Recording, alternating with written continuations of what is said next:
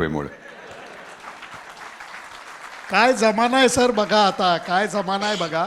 Waste इंडिजमधल्या यांचं जे काय म्हणतात त्याला माहेरघर, मी गमतीने म्हणतो की त्रिनिदाद हे सर माहेरघर असल्यासारखं आहे तुमचं. लोकांचं अजूनही तिथं सरांवरचं असलेलं प्रेम हे बघण्यासारखी गोष्ट आहे. परंतु तिथं बरेचसे बंगले हे IPL कृपा दिसतात आता. तर जेव्हा दुसऱ्यांदा त्यांनी मला ड्रॉप केलं तेव्हा त्या संध्याकाळी माझी सेंचुरी झाली होती. त्या संध्याकाळी एक टीमचं एक ड्रेसिंग रूम इकडे असायचं, दुसऱ्या टीमचं दुसऱ्या बाजूला होतं आणि एक मध्ये एक असा रेस्टॉरंटसारखं क्लब रेस्टॉरंटसारखं होतं. तर तिकडे संध्याकाळी प्लेयर्स एकत्र यायचे. आमचे प्लेयर्स म्हणजे दिलीप सरदेसाई, सलीम दुराणी, जयसिम्हा, रोहन कनाय, गॅरी सोबर्स. तर मी तिकडे गेलो होतो आणि थोडा मागे उभा होतो, कारण हे सगळे सिनियर्स बोलत होते. हे सगळे सिनियर्स बोलत होते. तर तेवढ्यात लँडस्केप्स जो त्या मॅचमध्ये खेळला होता, लँडस्केप्स हे मला म्हटलं, hey what do have for breakfast, you get so many chances म्हणून. गॅरीने तेव्हा बघितलं माझ्याकडे, and why are you only giving a catch to me, give it to somebody else also. म्हटलं मी आपलं आता गॅरी सोबतच्या बाजूला उभं राहायचं म्हणजे आपलं भाग्य किती, म्हणजे केवढं मोठं सौभाग्य. गॅरी सोबत काही बोलतोय बोलू दे. त्याच्यानंतर गॅरी सोबतने सांगितलं की हे I am now going to come and touch you for luck. ठीक आहे. दुसऱ्या दिवशी त्यांची बॅटिंग होती. त्याच्या आदल्या दिवशी ते एक जेव्हा त्यांची बॅटिंग होती, पहिली इनिंग्स होती, त्याच्यामध्ये क्लाइव्ह लॉईड बरोबर कोलिजन होऊन रनआउट झाले होते. त्यामुळे आणि त्यावेळेला ते रोडिशिया म्हणजे आता जे झिम्बाब्वे आहे तिकडे जाऊन एक डबल विकेट टुर्नामेंट खेळले होते. त्यामुळे वेस्ट इंडिजमध्ये पुष्कळ हल्लाबोल झाला होता की हे काय तुम्ही केलं म्हणून, कारण रोडिशियाला कसे जाऊन खेळलात. तर त्यांच्या विरुद्ध पुष्कळ टीका चालली होती आणि ह्यावेळेला त्यांचे रन किंवा विकेट्स त्यांना मिळत नव्हत्या. तर त्या दिवशी दुसऱ्या दिवशी आले आमच्या, आणि ते प्रत्येक सकाळी आमच्या चेंज रूममध्ये यायचे. अजित वाडेकरांची त्यांची चांगलं जमलं होतं. आणि hello, I will go and say hello to Ajit and the boys. आणि आमच्या रूममध्ये येऊन, hello boys, what did you do last night, where did you go for dinner वगैरे, काय वगैरे असं करून 5-1 मिनटं बोलून परत आपले ड्रेसिंग रूममध्ये जायचे. तर त्या दिवशी आले आणि मला टच केला, हे वेर आर यू करून मला टच केलं आणि बॅटिंग करायला गेले. त्याच्यानंतर बॅटिंग आले त्यांची. तर त्याच्यामध्ये एक आम्हाला वाटलं की ते कॅच आऊट होते बॅट पॅडला सलीम दुराणींच्या बॉलिंगला, पण गॅरी सोबत ऑलवेज वॉक्ड. तर ही डिंट वॉक, तर कदाचित बॅट खालती लागली असेल, मला आवाज आला असेल, जे पण असेल. त्यांनी जाऊन 100 केले त्या दिवशी. त्याच्यानंतर मॅच ड्रॉ झाली. चौथी टेस्ट झाली. आम्ही एक पहिली दुसरी टेस्ट जिंकलो होतो. आम्ही 1-0 पुढे होतो. चौथी टेस्ट झाली. तेव्हा त्यांची बॅटिंग होती. तेव्हा आमच्या चेंज रूममध्ये येऊन परत येऊन त्यांनी मला हात लावला, लेट मी टच यू करून केले. 178 केले. 178 केले. आता 5वी टेस्ट आली आणि त्यावेळेला म्हणजे जर डिसायसिव्ह रिझल्ट झाला नसला, म्हणजे 2-0 जर टीम पुढे नसली, तर मग मॅच 6 दिवसाची व्हायची. तर त्या मॅचच्या वेळेला देखील पहिल्या इनिंगला ते आले आणि हे करून वगैरे सगळे करून अजितकडे येऊन नंतर hello let me touch you करून टच केलं आणि 132 केले त्यांनी. तर आता 6वा दिवस झाला मॅचचा आणि मी बॅटिंग करत होतो दुसऱ्या इनिंगमध्ये. आणि त्याच्या आदल्या दिवशी गॅरी सोबर्सनी कॅच पकडताना ते खालती पडले होते. तर बॉल मला वाटतं कॅच पकडला, तर बॉल थोडा त्याकडे जॅम झाला आणि ते जॅम झाल्यामुळे ते फिल्डिंगला आले नव्हते. पण 6व्या सकाळी आम्ही दोन्ही टीम्स जेव्हा पोचलो, तर आम्ही त्या व्हेंटिलेटरमधनं, आणि त्यावेळेला म्हणजे ड्रेसिंग रूम स्ट्रेंडेडची ड्रेसिंग रूम बाजूबाजूला होती. आम्ही गॅरीसोबत ना ऐकायला मिळालं. हसायचे ते तेव्हा अगदी म्हणजे हो हो हो हो हो करून. आणि मग त्यांनी ते म्हणाले की okay let me go and say hello to Ajit and the boys. Ajit and the boys हे बोलून. ते अजित वाडेकर बाजूला होते. ते अजित वाडेकरनी ते ऐकलं, आमचे कॅप्टन. त्यांनी मला पकडला आणि जाऊन बाथरूममध्ये लॉक केला. संपलं. म्हटलं अजित मी बॅटिंग करतोय हां, मला बॅटिंगला जायचं आहे. नाही नाही नाही रे तो गॅरी येतोय. म्हटलं गॅरीसोबत तुला खरं वाटतं की गॅरीसोबत मला टच करतोय म्हणून तो 100 करतोय. तो मला टच ग्राउंडवर पण करू शकेल ना. हो असेल असेल करू. त्याने मला बाथरूममध्ये लॉक केला. बाथरूममध्ये लॉक केला. मी आपलं ऐकतोय तिकडनं बाथरूममधनं गॅरीसोबत निघते हा हा हू हू करून गेला. परत 5-1 मिनिटानंतर बाहेर गेला. त्यांच्या ड्रेसरूममध्ये गेला आणि मग वाडेकरांनी ते उघडलं, लॉक केलं आणि मी गेलो बॅटिंगला. बॅटिंग आम्ही केली. संध्याकाळी मला वाटतं वेस्ट इंडिजला काहीतरी 180-190 करायचे होते मॅच जिंकायला आणि मग सिरीज ड्रॉ झाली असतील. तर गॅरीसोबत बॅटिंगला आली. 1 नंबर मला वाटतं वरती आले कारण त्यांच्याकडे ती फास्ट बॅटिंग करण्याची कला होती. आणि काय झालं, आबिद अलीने त्यांना पहिल्या बॉलला 0वरती बोल्ड केला. आणि तर संध्याकाळी वाडेकर मला सांगतात बघितलं. अरे म्हटलं बघितलं काय. पुणेकर किती चतुर असतात याची तुम्हाला कल्पना नाही आहे. हळूच मी टच करून घेतलं. उद्यापासून प्रॉब्लेम नाही दीक्षित सर. आता परत या बाजूला येतो सर. खूप लोक तुमचे फॅन्स आहेत. म्हणजे लता दीदी होत्या, म्हणजे हे त्यांनी बोलून दाखवलेलं होतं मला. बच्चन सर आहेत, धीरूभाई अंबानी आहेत. तर मला प्रश्न साधा असा आहे की क्रिकेट सोडून हे जे दिग्गज लोक आहेत विविध क्षेत्रातले, यांच्या स्नेहाची कुठली आठवण आहे का? कारण लता दीदी म्हणा यासुद्धा म्हणजे क्रिकेटवरती खूप हे तिन्ही लोक खूप क्रिकेटवरती प्रेम करायचे, तुमच्यावरही प्रेम करायचे. तर यांच्या स्नेहाची काय आठवण आहे का?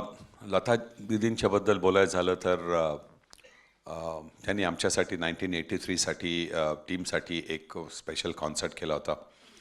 तेव्हा त्यांच्याबरोबर म्हणजे गाणं म्हणायचा एक योग आला होता.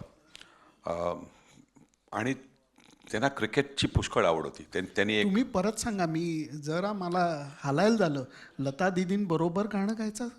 हो म्हणजे मी एकटा नाही, बाकीचे हो, पण म्हणजे सगळे तरी कपिल देव, यशपाल शर्मा वगैरे. ते यशपाल शर्मा जास्त जोरात म्हणायचा. पण सगळे आमची टीम होती 83ची टीम. ती त्यांनी कुठलं एक गाणं होतं आता माझ्या लक्षात नाही. माझ्याकडे ती रेकॉर्ड आहे. ती LP म्हणजे पूर्वीची ती 78 RPM वाली ती आहे. आणि नेहमी त्यांच्याबरोबर त्यांच्याकडे नुसतं बघावं असं वाटायचं. आणि फक्त कधी कधी बोलायचं वाटतं की मग ते अगदी लाजून काहीतरी बोलायचे. मी एकदा त्यांना विचारलं, लता दीदी आम्ही जे क्रिकेटर्स आहोत आम्हाला सगळ्यांना एक बॅड पॅच येतोच, म्हणजे रन नाही होत किंवा विकेट नाही मिळत. तुम्हाला कधी बॅड पॅच आला होता का? तर एवढ्या अगदी मधुर हसल्या होत्या. म्हणजे त्या हास्यामध्ये पण संगीत होतं. क्या बात है, क्या बात है. तर म्हणजे त्यांच्याबरोबर म्हणजे टाईम जेवढा मिळाला तेवढा कमी मिळाला.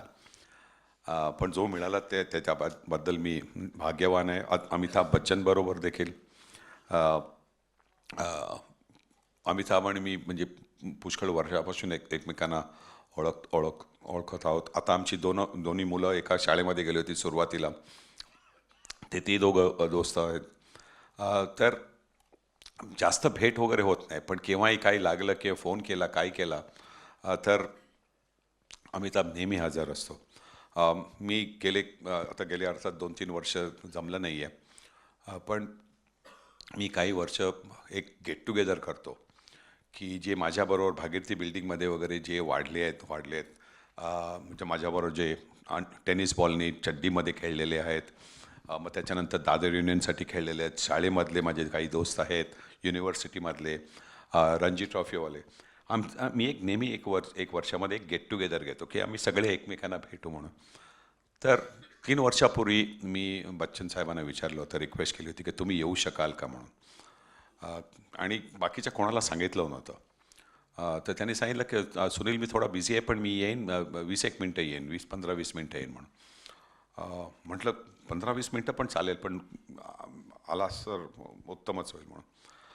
तो 15-20 मिनटासाठी म्हणून आला. त्यावेळेला चंदू बोर्डे पण होते, पुण्यावरनं आले होते. मी त्यांना रिक्वेस्ट केली होती. राजू मेहतांबरोबर ते चंदू बोर्डे आले होते आणि 15-20 मिनटं बोलून त्यांनी 2 तास काढले. तो चंदू बोर्डे यांच्याबरोबर सांगून त्यांना, अरे मी फिरोज शाह कोटलाला होतो, तुम्ही जेव्हा 96ला आऊट झालात पहिल्या इनिंगमध्ये तुम्ही 110 केल्या होत्या, त्यांना आठवणी सांगत होता त्याच्या. आणि एवढा रमला होता सगळ्यांमध्ये की म्हणजे एक एवढा मोठा माणूस, पण ज्या अदबीने त्यांनी चंदू बोर्डेंची त्यांनी म्हणजे तो भेटला, एका म्हणजे फॅन बॉयसारखा भेटला. आणि ज्या पद्धतीने ते माझ्याचे सगळे मित्र होते, काही जण तर म्हणजे ज्यांचं फक्त म्हणजे लाईफमध्ये काय त्यांनी विशेष केलं नाही. कोणीतरी रिझर्व्ह बँकमध्ये होतं, कोणीतरी LICमध्ये होतं, पण त्यांच्याशी देखील वागणूक म्हणजे एवढी छान होती, बरं वाटलं. तर ते एक म्हणजे माझं नशीब आहे की मी लता दीदींबरोबर किंवा अमिताभबरोबर टाईम असा पास करू शकतो. धीरूभाई अंबानींची जास्त तसं बोलणं वगैरे झालं नाही. एकदा मला माहिती आहे की आम्ही एअरक्राफ्टमध्ये दुसऱ्या 2 टोकाला बसलो होतो. जेव्हा उतरायची पाळी आली तेव्हा त्यांनी मला सांगितलं होतं की सुनील तुला काही लागलं कधी तर मला फोन कर म्हणून. आणि त्यांचा एक मुलगा होता बाजूला, त्यांनी सांगितलं याला फोन करू नको, मला फोन करू म्हणून सांगितलं होतं.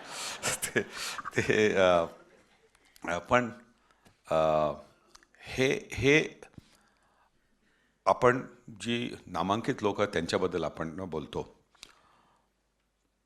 पण आम्ही जे क्रिकेटर्स आहोत त्यांचं एवढं नशीब आहे की ज्यांना आम्ही कधी भेटणार नाही त्यांचं पण तुमच्यावरती प्रेम असतं. कुठे कुठे दूर असलेले लोक असतात, कधी भेटायचा योग येईल की नाही माहिती नाही, पण त्यांनी देखील तुमच्यासाठी काही ना काही ते केलं असतं. प्रार्थना केली असती की अरे सुनीलचे 100 झाले नाही तोपर्यंत मी हे नाही करणार किंवा ते नाही करणार. पण आणि काही ओळख वगैरे काही नाही. सो हे जे आहे हे आमचं नशीब आहे. त्याबद्दल देवाकडे लाख प्रणाम की आम्हाला हे असं प्रेम दिलं. आणि आता देखील बघ मी आता माझी रिटायर होऊन मला वाटतं 35 वर्ष झाली, पण 35 वर्ष झाल्यानंतर देखील जे एक प्रेम मिळतं आहे ते प्रेम तुम्ही पैशाने विकू घेऊच शकणार नाही, चान्सच नाही. हे एक स्पॉन्टेनियस जे प्रेम आहे त्याच्याबद्दल मी नेहमी जेव्हा विचार करत असतो रात्री की मी किती नशीबवान आहे की मला हे असं अतंड प्रेम मिळालं आहे म्हणून. आशीर्वाद बडे काम की चीज होती असं बिस्मिल्ला खान म्हणाले होते. म्हणजे केवढा मोठा माणूस पण तू त्याच्याही मनामध्ये हा विषय येतो. म्हणजे सरांच्या बद्दल लोकांचं प्रेम आणि हे सगळं अचाट आहे. पण अजून एक गोष्ट सुनील सरांची खूप मनाला भावते आणि ते म्हणजे ते क्रिकेटर्सचा, खास करून भारतीय क्रिकेटर्सचा ज्या पद्धतीने आनंद साजरा करतात. ते आत्ताच्या T20 वर्ल्ड कपमध्ये नाचणं असू देत. पण मी एक सिरियस गोष्ट पण छान गोष्ट बघितली होती 2004 साली. त्या दिवशी मी एक्सरसाइज केले नव्हते म्हणून कार्डिओ करून घेतलं. कार्डिओ करून. तुमचा स्वतःचं रेकॉर्ड सचिननी मोडलं त्यावेळेलाही मनाचा मोठेपणा. ते म्हणतील त्यात काय, नथिंग ग्रेट, इतका माणूस कमाल आहे की ते बाउंड्री लाईनवरती सचिनला रिसीव्ह करायला हजर होते बांगलादेशला. मी तो प्रसंग कधी विसरू शकत नाही. सर तुमचं आणि त्याचं नातं काय? कारण मी तुम्हाला सांगतो की अरे शपथ आता गावस्कर खेळणार नाहीत असा आम्हाला शॉक लागलेला असताना क्रिकेट देवानी पाठोपाठ सचिन तेंडुलकर दिला. आम्ही नशीबवान आहोत खरोखर. लोक म्हणतात आमच्या काळी वगैरे काही नाही, आम्ही खूप नशीबवान आहोत. तर तुमचं आणि त्याचं नातं काय? कारण इवन लहानपणी सुद्धा त्याला थोडी निराशा आली होती, काहीतरी झालं त्यावेळेला तुम्हीच पंप दिला होता, चांगला मोठा किर्लोस्करचा पंप दिला होता. सचिनबद्दल पेपरामध्ये येत होतं की पुष्कळ रन्स वगैरे करतोय. तर मी 1987ची ती बायसेंटिनरीची मॅच खेळायला चाललो होतो इंग्लंडला.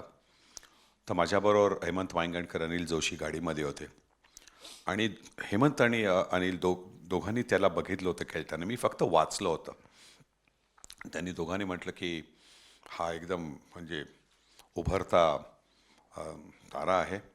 मी म्हटलं विनोद कांबळी, इथे विनोद पण छान खेळतो, पण सचिनमध्ये काहीतरी खास आहे म्हणून. आणि हेमंतनी म्हटलं की अरे मला वाटतं की तो थोडासा नर्वस झाला आहे की त्याला यावर्षीचं best junior cricketer of Mumbai हे अवॉर्ड मिळालं नाही म्हणून. तर आतमध्ये एअरपोर्टच्या आतमध्ये जायच्या अगोदर गाडीच्या बॉनेटवरती माझ्याकडे एक लेटर हेड होतं माझं स्वतःचं. त्या लेटर हेडवरती मी त्याला एक पत्र लिहिलं की तुझ्याबद्दल मी पुष्कळ म्हणजे ऐकलं आहे वगैरे, आणि कीप बॅटिंग वेल. आणि मी म्हटलं की आणि don't be nervous that you have not got the best junior cricketer of the award from Mumbai Cricket Association. If you have a look at the list of the past winners, you will find one name missing in that, and he hasn't done badly in क्या बात आहे, क्या बात. he hasn't done badly test cricket. आणि ते मी हेमंतकडे दिलं होतं. आणि सचिन नेहमी त्या लेटरचा उल्लेख करतो. पण कधी कधी एक काय काळ एक निराशा असते की तुम्हाला हे मिळालं नाही, पण ते एक आपल्याला एक इन्सेंटिव्ह सारखं होतं की मला हे मिळालं नाही, मी आता काहीतरी आणखी जास्त करून दाखवीन म्हणून. माझ्या वेळेला मिलिंद रेगेंना मिळालं होतं. सचिनच्या वेळेला मला वाटतं विनोद कांबळीला मिळालं होतं. तर तेव्हापासून म्हणजे सचिनला मी ओळखतो आहे. रिटायर झाल्यानंतर मी माझे जे पॅड्स होते एकदम लाईट वेट पॅड्स होते, 2 स्ट्रॅपवाले पॅड्स असतात, 3 स्ट्रॅपवाले असतात, ते दोन स्ट्रॅपवाले होते. मी ते वापरत होतो कारण मी जास्त करून सिंगल्सवरती माझा विश्वास होता. बाउंड्रीजवरती होता पण जास्त करून सिंगल्सवरती स्ट्राईक मूव्ह करा, स्ट्राईक रोटेट करण्यासाठी. आणि त्यामुळे सिंगल्ससाठी जे धावावं लागत असायचं तर ते लाईट वेट पॅडमुळे जो पायावरती जो त्रास होता तो कमी होत होता.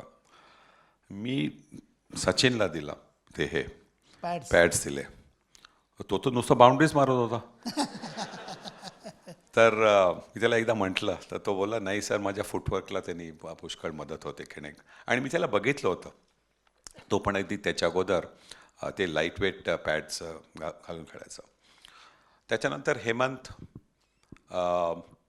अनिल, आम्ही गाडीमध्ये बसून सचिनची कुठे मॅच असेल मैदानावरती वगैरे तर तिकडे बघायला जायचो. चुपचाप गाडीमध्ये बसून त्याच्या पुष्कळ इनिंग्स बघितले आहेत. हिंदू जिमखाना, इस्लाम जिमखाना सगळं त्या तिकडे CCAवरती. एकदा आम्ही गाडीमध्ये बसलो होतो आणि त्यावेळेला मारुती नवी होते ते मारुती गाडीमध्ये बसून आम्ही मॅच बघत होतो. आणि दोघंजणं कोणतरी चालले होते आणि त्यांनी बघितली गाडी. त्यावेळेला जास्त करून त्या फियाट आणि ॲम्बॅसेडर्स होत्या. त्यांनी ही गाडी बघितली आणि एकदम ते बोलले, अरे ये देखो ये नई गाडी हनुमान. म्हटलं तर मारुतीच्या ऐवजी हे देखो ये नई गाडी हनुमान म्हणून. तर हेमंत अगदी हसत आणि तो बघ हनुमान करून गेला. आणि मी आपलं तिकडे बघितलं आणि तेवढ्यात सचिननी आमच्या गाडीच्या बाजूनी एक छक्का मारला होता. म्हटलं अरे हनुमान बघ, हनुमान गेला असता आता. नशिबाने जो शॉट होता तो बाजूला झाला होता. तो हिंदू जिमखान्यावरती आम्ही बघत होतो मॅच. पण सर याच्यामध्ये एक मुद्दा असाही वाटतो उपप्रश्न म्हणून की टॅलेंट हा शब्द खूप त्रास देतो. टॅलेंटेड खूप जण असतात, पण त्याचा वापर करून ते टॅलेंट किंवा ते पोटेन्शियल रिअलाईज करणं, हा एक तुम्हाला सचिनच्या बाबतीत आनंद वाटतो की जे तुम्ही बघितलं आणि ते रिअलाईज करण्याच्या बाबतीत तो खूप पुढे गेला. एकदम. अ, कारण तुमच्याकडे जर टॅलेंट असलं तर तुम्ही टॅलेंट वेस्ट केलं तर मग काही नाही. सचिनने त्याचं टॅलेंट कधीच वेस्ट नाही केलं. सचिन प्रत्येक इनिंग्सची खेळला ती 100 करायच्या उद्देशानेच खेळला आणि तसंच पाहिजे. कोणी बॅट्समन असला त्यांनी कमीत कमी किंमत आपल्या विकेटवरती 100ची किंमत ठेवायला आणि सचिन ते नेहमी करायचा. आणि सचिनकडे जी ॲबिलिटी होती ती म्हणजे पुष्कळ कमी लोकांमध्ये, गॅरी सोबर्समध्ये होती. म्हणजे मी गॅरी सोबतला खेळताना बघितले प्रत्यक्षात, त्यामुळे बोलतोय. एक रोहन खनायमध्ये होती, की विश्वनाथमध्ये होती. गुड बॉल, चांगला चेंडू तो बाउंड्रीवर मारू शकत होता. त्यामध्ये म्हणजे गुड प्लेअर आणि ग्रेट प्लेअरमध्ये हा फरक असतो. गुड प्लेअर आहे तो चांगला चेंडू आहे तो डिफेंड करू शकेल. सचिनकडे जी एबिलिटी होती ती की गुड बॉल तो चौका किंवा छक्का मारू शकत होता. सर तुम्ही पाणी प्या, कारण सरांची तब्येत बरी नाही आहे तरी सर खरंच म्हणजे थँक्यू सो मच. मी पटकन एक छोटा किस्सा सांगतो, कारण यांचं भारतीय क्रिकेटर्सवरती पण प्रेम आहे, पण निरीक्षण सर कॉमेंट्री चांगली एवढी का करतात, तर निरीक्षण म्हणून मला 96चा एक किस्सा आठवतोय. सरांनाच कदाचित आठवेल की नाही मला माहीत नाही. इंडिया, पाकिस्तान आणि Sri Lanka 3 world cup winning टीम्सची singer cup सिंगापूरला होती आणि त्यावेळेला पाऊस पडला म्हणून मॅच होत नव्हती आणि इंजमामच्या रन्स होत नव्हत्या.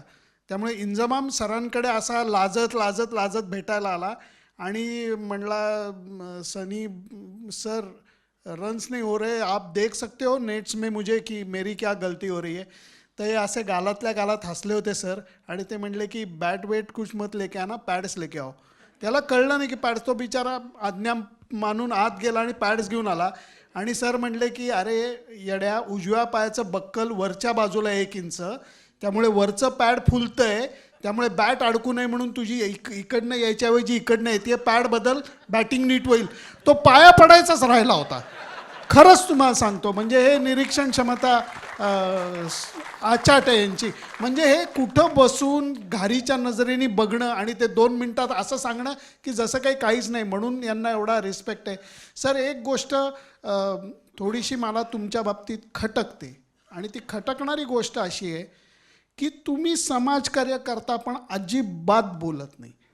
वाईट गोष्टी सर इतक्या हल्ली मीडिया, कोण आहे रे तिकडे मीडिया, ते खूप वाईट गोष्टी बोलतात आणि अगदी ठासून फ्रंट पेजवर आणि बातम्यांमध्ये सांगतात. चांगल्या गोष्टी कळणं गरजेचं आहे. तुम्ही समाजकार्य चॅम्प्स फाउंडेशनमधनं करता, हार्ट टू हार्ट फाउंडेशन, पण सर तुम्ही बोलत नाही, असं का?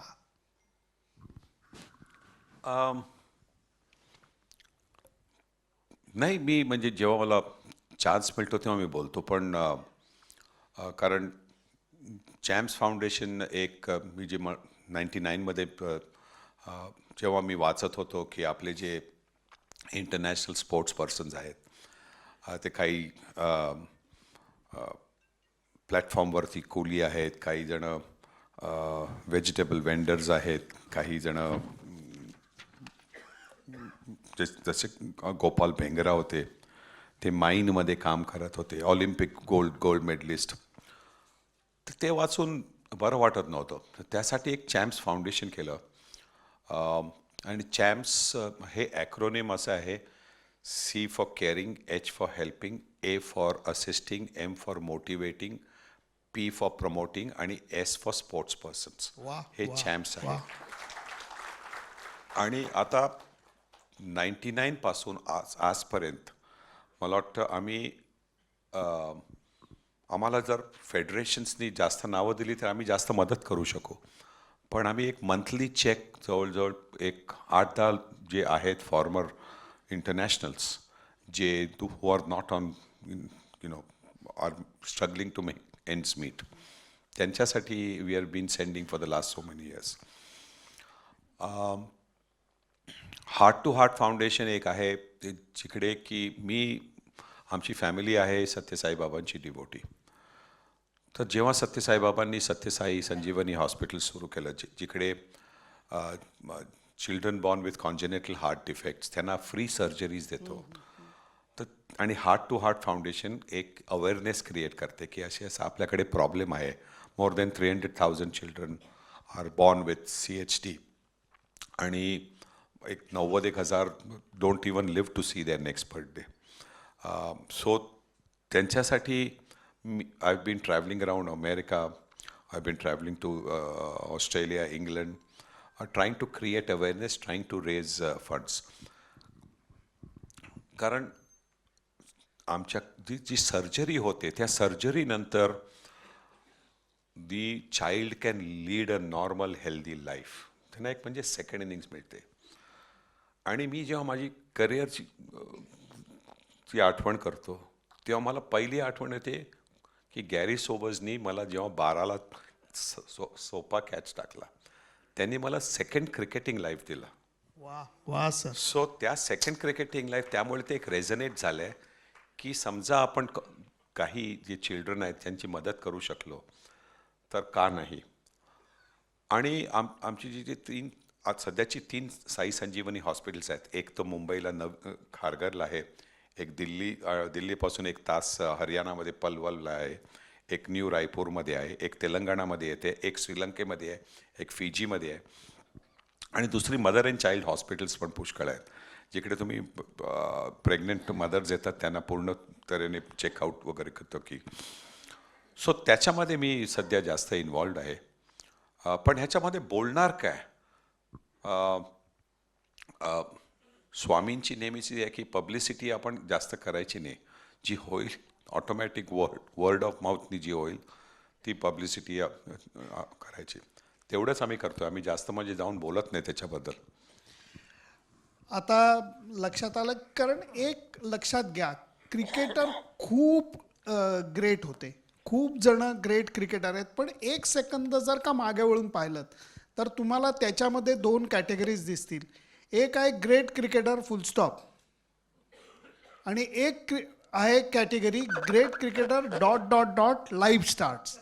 तर मला खरंच सरांच्या बाबतीत हे वाटतं, कारण सर शेवटचा प्रश्न हा प्रश्न नाहीच आहे. मी म्हणेन की कानमंत्र द्या, कारण हे सगळं जरी असलं, कुठल्याही क्षेत्रातलं यश, ते खेळाडू म्हणून असू देत, व्यावसायिक म्हणून असू देत, प्रोफेशनल म्हणून असू देत, माणूस म्हणून चांगलं असणं हेच शेवटी सगळ्याचं मर्म आहे असं तुम्हाला वाटतं?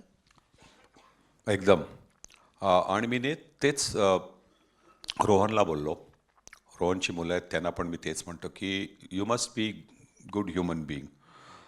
तुमच्या हातून चुका होणार, तुमच्या हातून तुम्ही कदाचित लोकांना दुखवाल पण, ते आहे, ते आपलं म्हणजे जीवनामध्ये होतं. आपण म्हणजे can't go through life without hurting somebody. काही ना काहीतरी होतं त्याच्यामध्ये, मुद्दामून नाही पण कदाचित होऊ शकतं. पण बेसिकली तुम्ही जर अगदी गुड ह्युमन बिईंग्स असलात तर मग मला वाटतं की तुमचं जे लाईफ आहे ते अनट्रबल्ड लाईफ होऊ शकेल.